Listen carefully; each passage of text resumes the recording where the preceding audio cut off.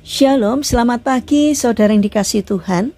Kiranya berkat, damai sejahtera dan sukacita dari Tuhan Yesus Kristus senantiasa menyertai saudara sekalian.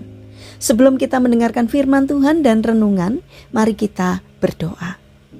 Tuhan Allah Bapa yang baik, kami sungguh bersyukur atas setiap kebaikan dan kemurahan-Mu. Karena Engkau Tuhan yang selalu melindungi kami, Engkau Tuhan yang selalu memberkati kami. Terima kasih atas setiap kemurahan-Mu, ya Tuhan. Jika sebentar lagi kami akan mendengarkan firman-Mu, kami mohon Tuhan mengurapi kami dengan Roh Kudus-Mu, agar kami bisa mengerti dan memahami apa yang Tuhan sampaikan kepada kami.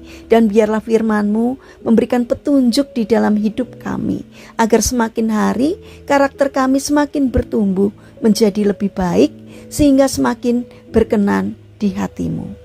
Terima kasih Tuhan, di dalam nama Tuhan Yesus Kristus kami berdoa. Amin. Saudara yang dikasihi Tuhan, tema renungan pada pagi hari ini adalah Tuhan selalu hadir. Bacaan diambil dari kitab Amsal pasal 3 ayat 5 dan 6. Demikian sabda Tuhan.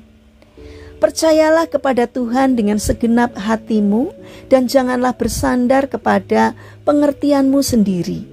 Akuilah Dia dalam segala lakumu, maka Ia akan meluruskan jalanmu.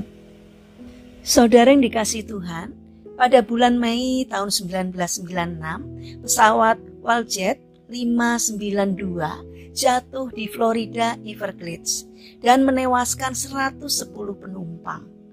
Untuk menemukan penyebab jatuhnya pesawat itu, Badan Keamanan Transportasi Nasional membutuhkan kotak hitam dari pesawat. Tetapi tidaklah mudah untuk menemukan kotak hitamnya. Kecelakaan tersebut telah menyerakkan puing-puing pesawat di area rawa yang luas.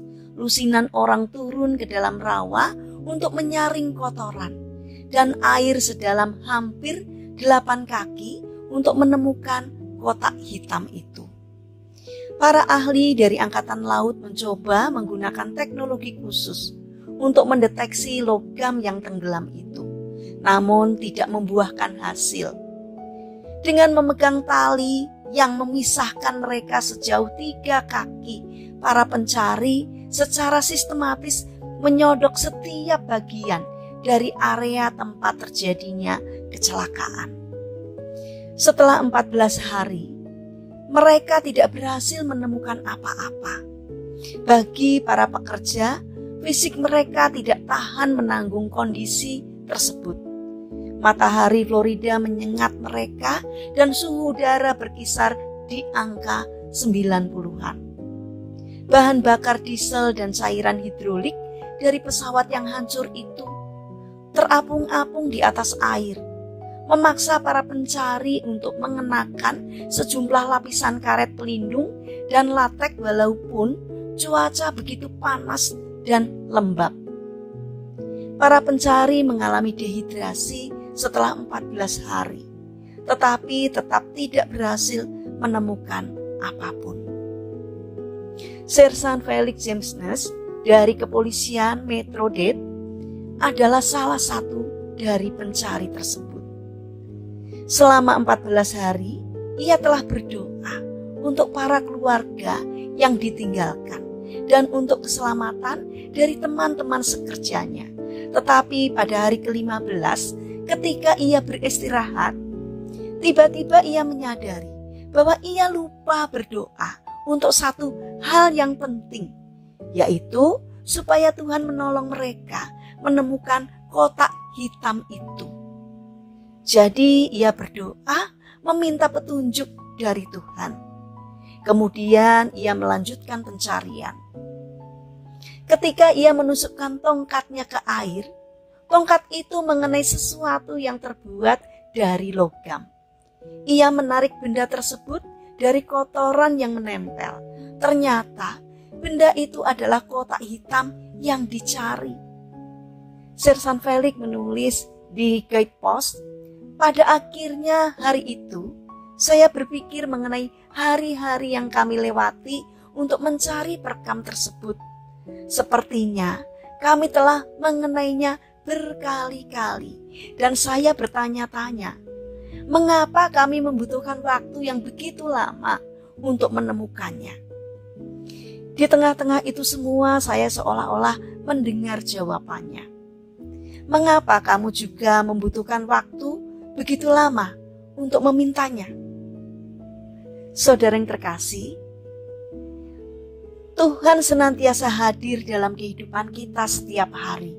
Namun seringkali kita tidak menyadari kehadirannya karena kita terlalu sibuk berkonsentrasi dengan persoalan kita.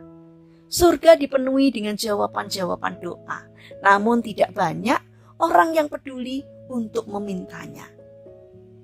Saudara yang terkasih, jadi marilah kita bangkitkan kesadaran kita untuk datang kepada Tuhan, untuk berdoa, untuk meminta apa yang menjadi pergumulan dan harapan kita. Serta percayalah kepadanya bahwa Tuhan selalu hadir dan memberikan jawaban bagi kita. Mari kita berdoa.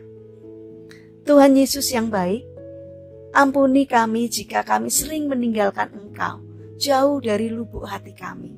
Kini kami mau memberikan waktu terbaik kami setiap hari untuk-Mu. Terima kasih Tuhan. Saat ini kami berdoa untuk saudara-saudara kami yang mengalami permasalahan dan kesulitan hidup. Kiranya Tuhan berkenan hadir untuk menolong mereka. Bagi mereka yang sakit, kiranya Tuhan memberkati dalam setiap upaya-upaya yang dilakukan, agar mereka segera memperoleh kesembuhan yang dari Tuhan. Bapa yang baik, saat ini kami ingin menyerahkan untuk setiap rencana dan aktivitas kami kepadamu. Berikanlah ketekunan dan semangat kepada kami di dalam menjalankan aktivitas kami hari ini. Kami memohon kiranya Tuhan memberkati kami. Terima kasih Tuhan, kami percaya bahwa Tuhan akan menolong kami. Dalam nama Tuhan kami Yesus Kristus, kami serahkan doa dan permohonan kami. Amin. Puji Tuhan, saudara yang terkasih, kiranya firman Tuhan dan renungan pagi ini dapat menjadi berkat bagi kita semua. Haleluya.